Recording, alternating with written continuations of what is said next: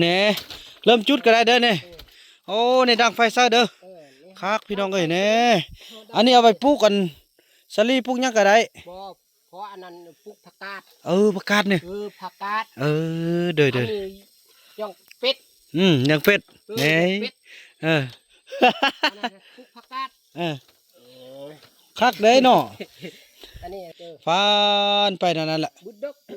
ลูกจะฟันหันอย่าจะฟันอย่างต้นเด็กก็ฟันบุดดกหันมื่นกันดิได้ผักพร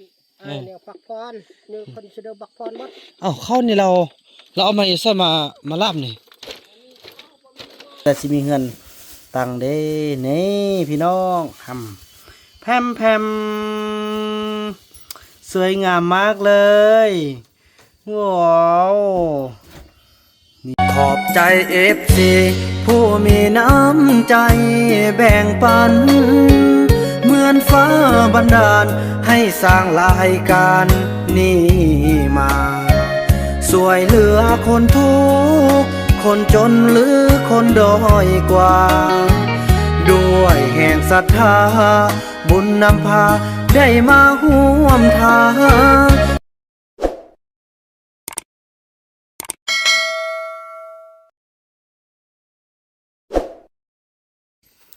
สบายดีทำผสมเนาะสบายดีFCของบ่าวบุญนำกันเบิดสู่คู่สู่คนพี่น้องบอกว่าสิอยู่ภายในหรือว่าอยู่ต่างประเทศกันคลิปนี้ก็เป็นคลิปที่บ่าวบุญนำได้แนะนำให้บ่าวคำน้อยลงมาเอาเข้าเนาะซึ่งว่าเดี๋ยวนี้เพิ่นก็เฮียนนึงกินอยู่เทิงพุ่นแล้วบ่าวคำน้อยก็คือสายโดดเดี่ยวหรือว่าพี่น้องพ่อต้องเรื่องคนนึงหรือว่าคนป่าคนนึงที่อยู่แบบโดดเดี่ยวสันโดษเนาะเฮ้คำน้อยลงมาลุ่มพี่ไว้บ่มาลุ่มเนี่ยไอ้คุณปิดเพลงไอ้นั่นนึงก่อนนะปิดเพลงไอ้ยังตอนนำขึ้นไปโอ้ยังข้าวเวียกลายไปเดียวเมื่อสักหน่อยเข้าน่ะไปเอาตอนนำขึ้นไปได้ยังสั่งได้สั่งเอาคือเจ้านายก็ดอกเบ้อพ่อเด้น่ะกินเหล้ามาแล้วมันบ่น่ะเบ้อลูกบ่กินโอ้ยสร้างใหญ่แล้วสร้างใหญ่แล้วว้าไปเอาข้าวแล้วก็ขึ้นไปกินเถิงพุ่นเขาก็ไปกินอยู่เทิงพุ่นพ่อก็กินอยู่หันลูกก็กินอยู่หันนี่ไปเอาข้าวนุ่งเสื้อใส่เจ๊อีกบ่อย่าสบายแต่เรื่องเล่าเลยพี่น้อยขนาดอันสติกเกอร์ก็ยังแม่นสายเจ๊บ่น่ะไปกินข้าวแล้วเอาข้าวเมื่อไปกินเถิงพุ่นในเมื่อคืนนี่เสื้อใส่นี่หมดแล้วก็ว่าเขาคุณนึงเขามาเนี่ยเขารับอยู่ไสล่ะบาวาดนะเขามาเมื่อคืนนี่บ่มานะบ่มา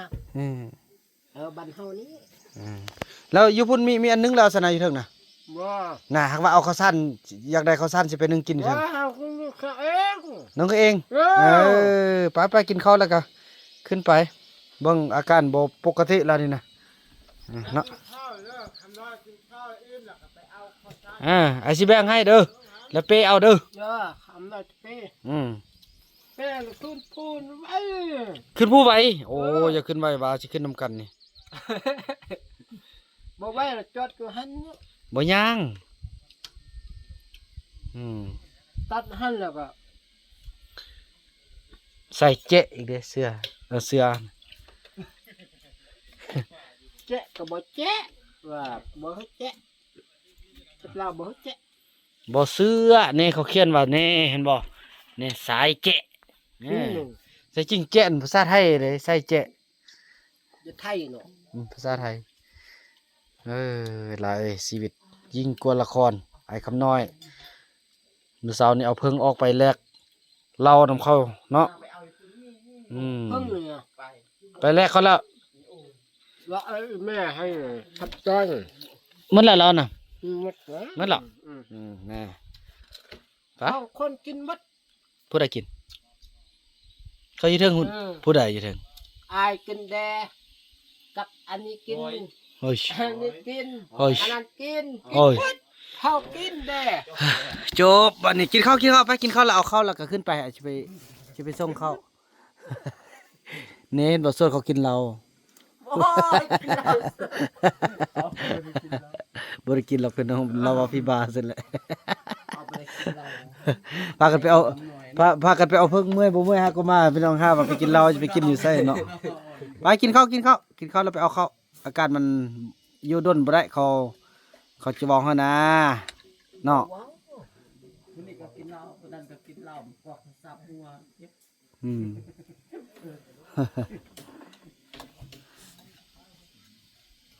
มองไอ้นนไอ้คุณกินอันจกอันนั้นเราให้ทางเจ็บทางให้อีกจกเพิ่งเราให้เพิ่งเดียดเราให้ ไอ้นี่นะให้ ไปพี่น้อยเนาะกินข้าวแล้วก็ค่อยว่ากันต่อไปเนาะพี่น้องเนาะเอากินข้าวไว้เราสิเอาข้าวให้แล้วก็สิขึ้นไปส่งเด้อ ไปส่งไอ้พ่อมีปลาดุกบ่กับ อืม หม้อแด โอ้หมอ หม้ออันหม้อน่ะไปส่งต้อน้ำน่ะขึ้นไปตอนนั้นน่ะออกไปตอนนั้น อืม เจอหันแล้วก็ขุดแปะดินอยู่ลุ่ม ทางมันแล้วบ่ทางมันละ หมดแล้ว หมดแล้ว ทางนี้นะบัน เบิ่งสิขึ้นไปเบิ่งก่อนเพราะว่ามันเฮานี่ก็บ่ได้โตเทื่อเฮาจะได้โตขึ้นมากันพร้อมมาเดียวเลย ว่าอันนี้บ่ได้ต้อนเนาะ บ่ได้โตเทื่อเนี่ยเพิ่นเฮ็ดแล้วเราก็โตขึ้นมาพร้อมเดียวกันเลย อันนี้ มันแคทเยอะนะอันไอ้นี่เนี่ยต้อแล้ว บ่ได้โตเทื่อ อันนี้มันนึ่งก็ตายแล้ว ไม่ยังตาย แคทนะ เครียด อืม กบตี มันกบเนี่ยตายแล้ว บ่ตายนั่นเนี่ยบักใหญ่โตแล้วนั่นน่ะ ต้อแล้ว ไปกินข้าวลมไล่มันนานอิ่ม เออบ่ไหวแล้ว เนาะนี่รถ บ่บัดอันต้อน้ำน่ะขึ้นตัวนี้ลากไปตัวนี้ จีเจนให้เองนะเจนให้กินข้าวก่อนกินข้าวไอ้เจนฮะ เอาอันนั้นต่อไป ไอ้ส่งอาบน้ำได้จักมือเราบ่ได้อาบน้ำหั่นน่ะ บ่ มื้อนี้อาบแล้วอาบยังมานุ่งเครื่องเก่าฮะเฮ็ดแน่นั่นอ้วยโอ้เนาะเมื่อวานนี่ก็บ่ได้อาบนี่มื้อนี้อาบจะว่าบ่เปลี่ยนเครื่องอาบนุ่งเครื่องเก่าก็คือเก่าซอกแม่เครื่องบ่กระไล่น่ะโอ้ยไล่แม่นแหละเมียนละ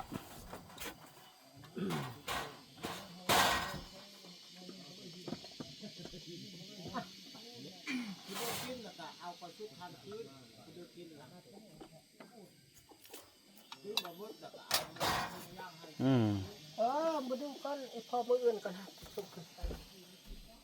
เจ้ากินคนเดียวนั่งอยู่นี่เด้อกินหมดเลย ไปเอาเข้าไปสายเจ๊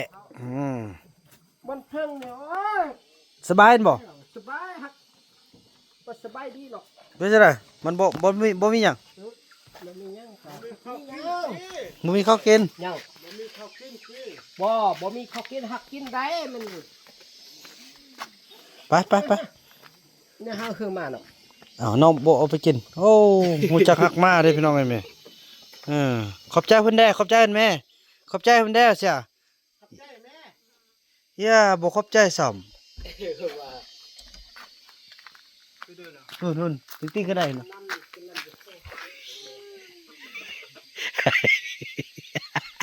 ไอ้คุณคือว่าเป็นคนมันเบิ่งแล้วซาลีซาติกแม่ทามีเพิ่นไปเก็บผักเนาะไปเอาเขาบ้านนี้ กินน้ำก่อน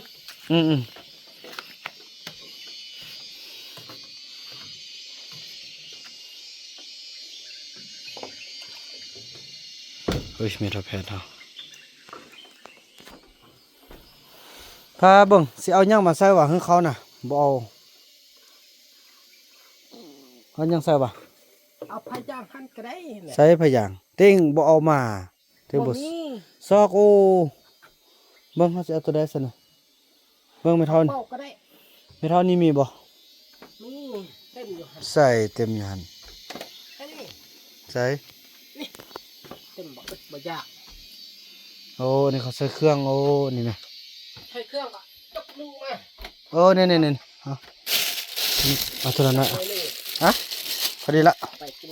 เอาเลยอยากเอาสำได้ตักเอาเลยนี่ตักอีนี่ก็ได้ เขาก็แอลก็หั่น บ่ตัวนี้มันมีตัวนี้มันมีอันนั้นแน่เนี่ยมันมีถ้วยเอาบ่มีถ้วย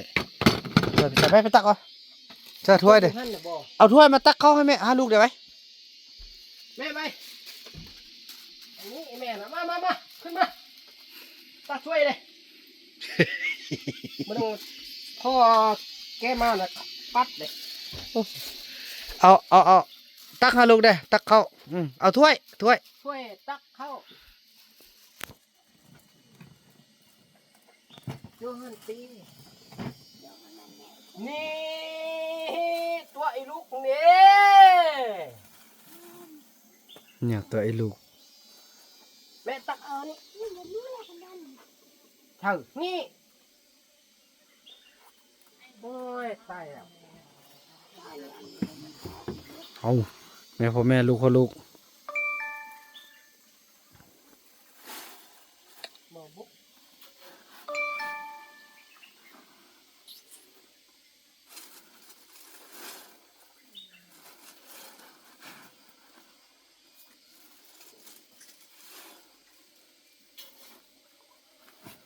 ลูกมาตักมาไล่ตักซ้ำนี่ลูกไปกินข้าวกินข้าวกินน้ำบ่มีหม้อมีย่างแล้วมื้ออื่นเนี่ยทำอีพ่อหันบนอีพ่อหันอีพ่อเนี่ยตอกขึ้นน้ำตอกขึ้นน้ำต่อไปเลยอยู่ก้นอยู่แปะบันแวนนั่นเนี่ยคักบายอีพ่อเนี่ยโอ้ลูกกระจายตกลงใจแบบ ลูกอย่าลูกขึ้นไปกินข้าวเทิงก่อนเด้อนะ จะไปกินข้าวอยู่เทิงเจ้านี่นอนอยู่ลุ่มนี่เด้อบ่เฮาแคทปักจุกนอนอยู่หั่นนี่อยู่หั่น ไป อีอ้ายนี่ก็นอนอยู่หั่น อืม อ้ายดิเบิ่ง ได้นี่เบิ่ง น้อยไปแล้วโอ้บ่มีข้าวกินหักกินได้ ชื่อบ่ เออ ชื่อเสี่ยวยังกันน่ะชื่อบ่ จื้อได้ เห็นกันอยู่ใส่ ปานน้ำช่องพุ่นนี้ แค่นั้น แม่นน่ะ แม่นอันนี้วันน้ำช่องพุ่นนี้กับอันพ่ออัน เธอเดี๋ยวขี้เรากุบเลยไป แล้วเจ้านี่ก็นอนนี่เด้อนอนนี่ให้มันดีได้ดีกับใจไอ้พ่อบุญนำเนี่ยก็ดีตาดีละพ่อนี้พ่อ พอยัง พ่ออันลาซุ่ง พอละสูงครับพอละสูง มันจะมันโล่งแล้ว พอละสูง มันโล่งลืม ต้องลืม มันลืมมันนึงแล้ว หอมเราไปกินเสือ อย่าง กินเสือเอากูอยู่พุ่นมาเมื่อเช้า นั่น ทั่ว ว่าเห็นพึ่งน่ะพึ่ง เขาสองคนเอาบ่มีปึก ยังหางหนึ่ง หางหนึ่ อ้าง วบ่ตัว หางหนึ่งอยู่สั่ง อยู่ส่วนมันต้นมีเขามุงตุบสังซี่อยู่ปูนพักนี่ ทางนี้ กลายบันเฮาเสียหญ้ามื้อนั้นหั่นน่ะ เขาเอาเลยสิ บ่ยังนี่ตั้มซ้ำนี่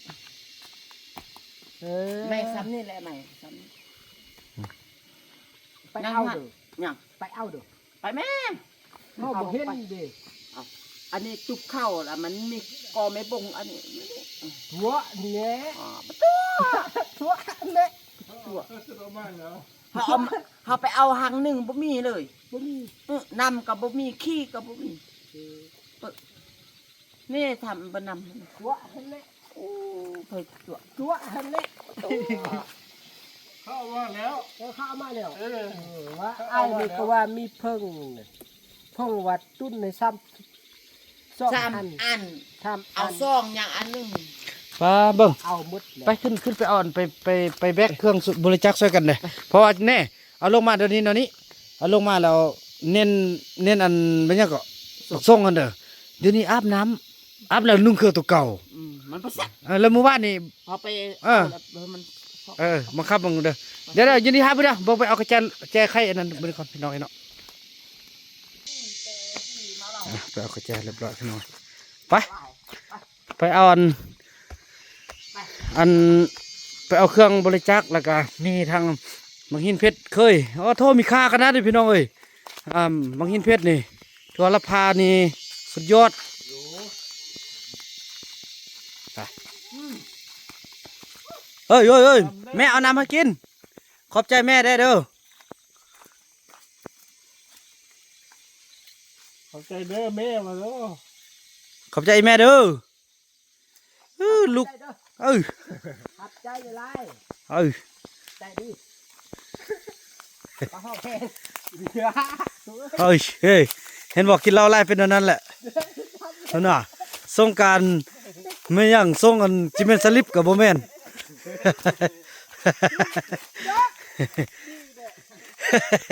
มีกลุ่มสุกไหมกับบ้านพอต้องเรื่องไอ้เพื่องเขาก็ได้เออเนี่ยแนวกระทางหมดแล้วพี่น้องเนาะ พักผ่อนเขาเบิ่งข้ากระทาง พักผ่อนไปย่า มือข้างก่อนมืออายุลาพุดเจ้าเข้า บ่เจ้าเลยละรถ พอ โดนละเด้ เวียกมืออื่นเท่านั้นนี่อย่าเฝ้าเถอะไอ้นี่นั่นนี่เด้อฝากนี่เขาจะบริทางเด้อ ปันดงนี้ เขาจะบริทางเขาจะจงเป็นปลาหรือว่าทางอะไรกันแล้วบ่ฮะเอาแต่พวกไอ้วะบ่แต่ว่ามันเนี่ยแบบนี้มันบริทางแล้วนี่หรือว่าเอาพวกตัวจริงเขากับบุมีอย่างยังเนาะเกาะแต่เครือนี่เด้อเอาแต่เครือนี่เด้อแล้วต้นไม้โอ้ยเสียดายไปนี่ต้นไม้แบบนี้น่ะเสียดายโอ้เด้อมาตัวจริงกันเนาะ มาแรงป่า เอาแต่เครือเข้าหน้าออกน่ะไปส่งไอ้คำน้อยบัดกลับมาก็จริงไอ้คำน้อยเครื่องยังมีอยู่บ่มืออื่นแล้วลงไปเก็บเอาเด้อไปใจายเอาเด้อ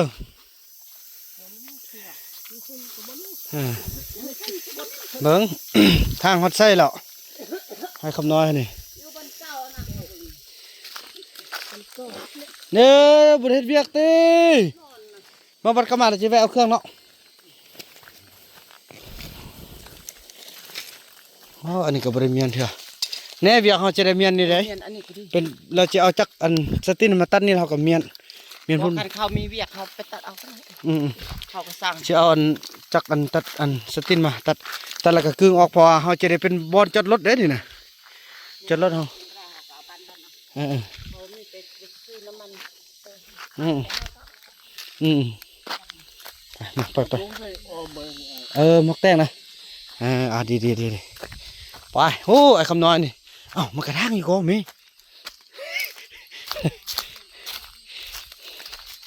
เดี๋ยวจะพาไปเลาะเบิ่งนี่ปอกนี่เนาะเพอช่วงนี้มันเกี่ยมสีบุญเกี่ยมสีนั่นได้พี่น้องเอ้ยเนาะเกี่ยมฮับใส่งานนั้นเขาได้มันหลายอย่างพดพี่น้องเอ้ยเนี่ยมันกระทางไปพุ่นเลยเด้ดีละ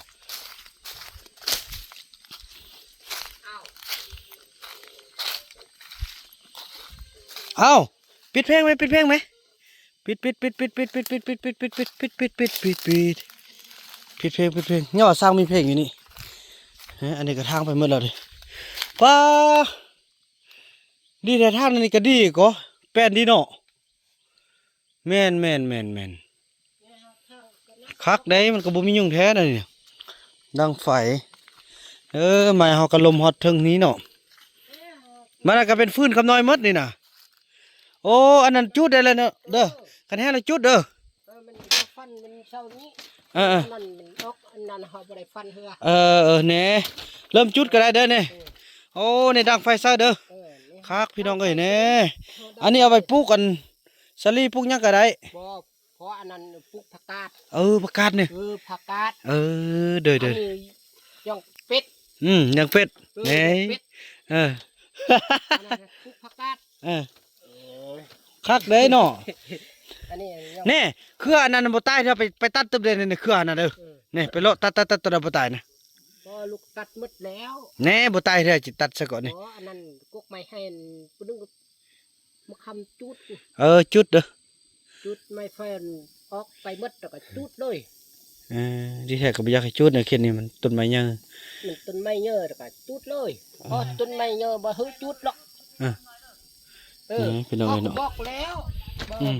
บ่ฮึจุด เบิ่งได้ระวังย่านไฟขึ้นที่ได้เด้อนี่ เบิ่ง มื้อว่าหญ้าออกหมดซะนี่เราก็ ไปแล้วก็เบิ่ง แล้วก็จุดเด้อพี่น้องเอ้ยเนาะคนแหละพี่น้องการแล้วงานแล้วยังต่างคนแหละพอคำน้อยมานี่ไอ้เจ้าบอกเวียกตึมบ้านนี้เราทางตัวนี้เด้อนี่ทางต่อหันไปพูดไปซอดอันเฮือนไอ้เด้อไปซอดอันโกบงหันนะเด้อ ไม่เบิ่งให้หนอก เน่ๆๆๆ นี่นี่ ไปนี่เราไปพุ่นเอาไปพุ่นเลยนะ ไม่บ่งหัน เออแม่น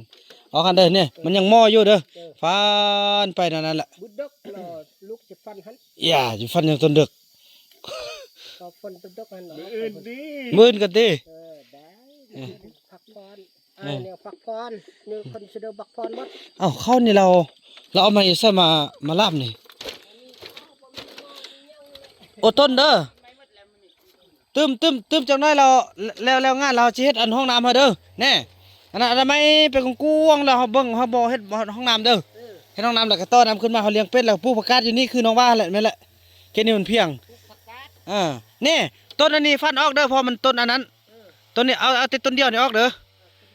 เป็นต้นลำเกียงเนาะต้นลำเกียง กุ้งเลยเด้อฟันกุ้งลง ฟันให้มันตายเลยเด้อมีแต่ต้นเดียวหั่นก็เอาต้นอื่นบ่ฟันเด้อ ฟันต้นเดียวเนี่ย นี่ต้นนี้น่ะนี่ฟันที่ต้นฟันที่ต้นนี้จงไว้ ฟันตัวนี้เนี่ย เจ้า มันเอาไปเอาหม้อตึมเด้อ หม้อ สร้างนะเจ้า ยัง บ่สร้าง ย่าบัดไทยไปไทยซะไทยลง ไทยอยู่ลุ่มนี้ อย่าไทยอยู่ป้านเลยได้ขุดบ่ บ่คูดนางล่า เนี่ยขุดนี่หรอกเอา ขุด ตอนนั้น บ่บัดนี้ลงไปไทยห้องน้ำก่อนเด้อตอนเฮาบ่มีเทื่ออันแล้วนี่แล้วเวียกขึ้นแล้วสิเฮ็ดห้องน้ำให้เด้อ น้ำหนักต้อมมานี่ อืม ไทยอยู่นี่ อืม ไทยอยู่นี่แล้วก็นอนอยู่นี่ อืม ไอ้บนทึงหันเนี่ยอันนี้บ่ขุดและขุดตรงนี้นะ วะ ตรงนี้เนี่ย เออ อันนี้ปล่อยเป็ดขุดตรงนี้นะเนี่ย เอา นี่ เบิ่ง หันต่อคือกันเด้นี่น่ะ อืม เป็นนี่นะไปนี่แหละก็จุกหันนี่แหละก็แม่นแล้ว อืม แม่นไปหุ้น คือคมละว่ากะมีแนวหนึงแต่มันทางใดแต่ลังเดียวนี่เฮ็ดนี่น่ะเฮาต้องเฮ็ดให้มันได้3ลังเบิ่งเฮ็ดฝั่งนี้เอา วันนี้ทำมันได้ตัวนี้ได้แล้วก็ได้ตัวนั้นได้แล้วตัวหน้ากับมันได้ตึมลังหนึงมันได้อืม ดำนำลุง อืม สองหลัง น้องแบกลงไปไหมเพราะว่าไอ้คำนวณเรามีแล้วเบิ่งอันแบกลงไปเท่าละน้อยแล้วไอ้เฟืองเราสิไปแบกคุณเด้อขึ้นมาเท่าละน้อยอันนี้เป็นเกี่ยมบัดขึ้นเรามันแบกของพระของมันได้แม่ดาวอนเฮาเป็นคนอุปถัมภ์ความสู้พี่น้องเอ้ยเนาะไปเด้อไอ้เมื่อก่อน จ้ะ โอเค กินข้าวแล้วลงไปกินลุ่มท้ายก็ลงไปย่างลุ่มพุ่นเด้อไปท้ายลุ่มพุ่นท้ายซ้ายบ่ได้มันอ้วยเด้อ ไว้ มันเป็นพญาติเจ็บท้อง เป็นเจ็บท้องเลย เป็นกะติ เนี่ยเป็นตี้ เด้อน ายหันเขาบอกเฮาเนี่ยไอ้ลูกนี่เนี่ยไปทายอยู่บันคอกพุ่น แม่นห้องน้ำลุ่มพุ่นเด้อ เป็นนายเขาบอกเฮาเด้เป็นนายอายุนำเฮาเด้ เออ เป็นนายเขาพี่ก่อ เอาเด้อบ๊ายบายเด้อไปรถ สบายดีไปรถ เจ้านายเนี่ยเขาสั่งเฮาเนี่ยพี่เป็นเครื่องอุปได้เด้ ปอโทเริ่มเลยลิ้นเราเริ่มขึ้นอีกแล้วคือว่าได้เอาเพิ่งไปอันนั้นพี่น้องเอ้ยเอาเพิ่งไปแลกเขาเจ้าอยู่ทางนอกเนาะ มันเขาเบิ่งมาบ่แม่นเพิ่น แม่นว่ามื้อเช้านี่เห็นแล้วพอมันจกเขาเบิ่งพอเห็นตอนไปเดี๋ยวมื้อเช้า เอายานจิแม่นขี้มันไปต้มน่ะ บ่มีน้ำเด้ น่ะ มีน้ำได้มีหยังแม่นแหละบ่ห้องน้ำเนี่ยต้องไปเฮ็ดนี่แหละเฮ็ดแค่นี้นี่แหละ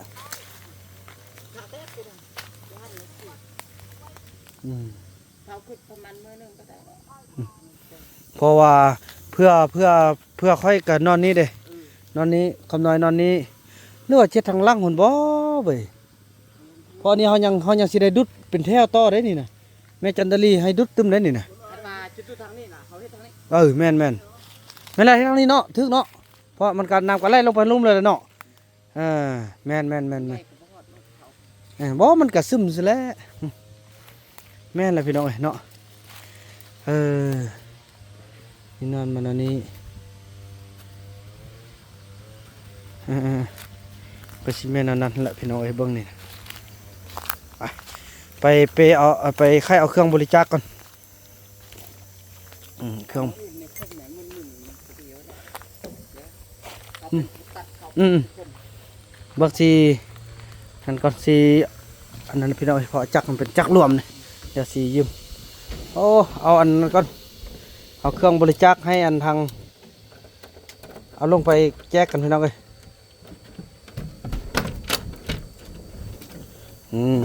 ใส่มังหินเพชรอยู่สายเลือกเด้อสิขึ้นเกียมขึ้นมานอนไหน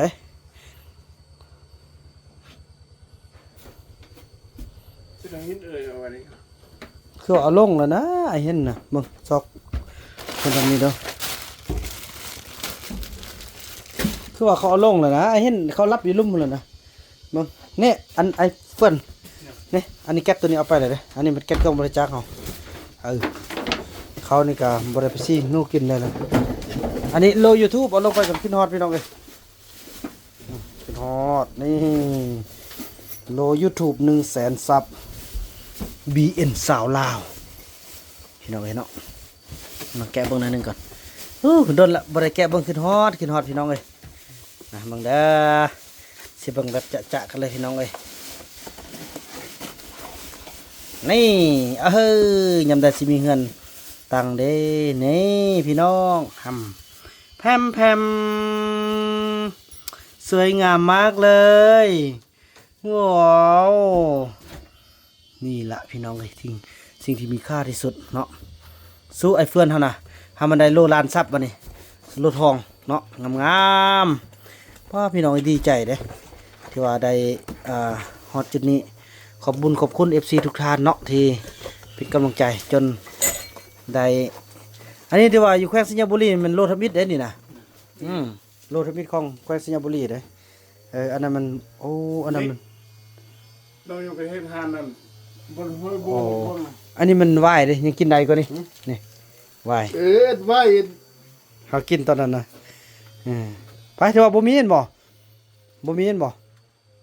อันนั้นมันสุดถ้วยสุดบ่วงบัดอันนั้นสิลงไปแจกให้ รู้แล้วว่าเขา นั่นแหละ เขากั้นเต็ม ถือว่าเคยได้เอาฮับไปแล้วเนาะเคยเนาะ เอามาแล้ว เอาแล้วยังแต่ของอันยัง4สุดบางเทื่อบ่าวนำก็สิเอาชุดหนึงก่อนพี่น้องเอาไว้ขึ้นครัวพอ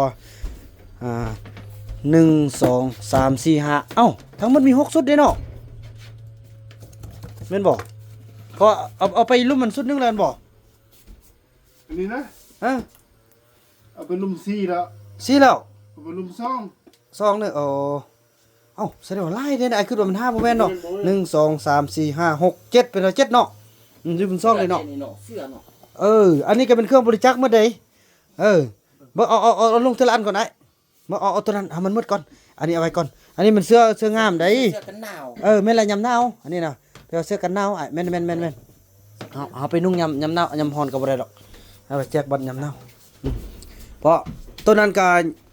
พอเครื่องเฮายังได้ให้มันหมดแล้วค่อยเอาแต่ว่าหลักๆแล้วอันนี้หมดบ่หมดก็ยำหนาวแล้วสิเอาอันนั้นเลยเนาะไปมานี่จะได้ขึ้นมาอยู่เทิงพี่ได้ตอนนั้นนี่นะพวกเจ้าได้เฮือนว่าเราก็สิขึ้นมาอยู่พี่อันเคยกะพยายามขึ้นมาเคียนเอาเด้อพอมาเสื้อนะเอาลงมันหมดพอตอนอันเข้านั่นนะตอนเขามาแต่งดองเขาบ่เอาลงไปเนาะถือว่าแนวนั้นแหละพี่น้องคลิปนี้บ่าวบ่นำจะขออนุญาตจบคลิปกันเพียงสำนี้ก่อนเนาะแล้วพบกันใหม่ในคลิปต่อไปเด้อพี่น้องคลิปนี้บ่าวบ่นำขอกล่าวคำว่าสบายดี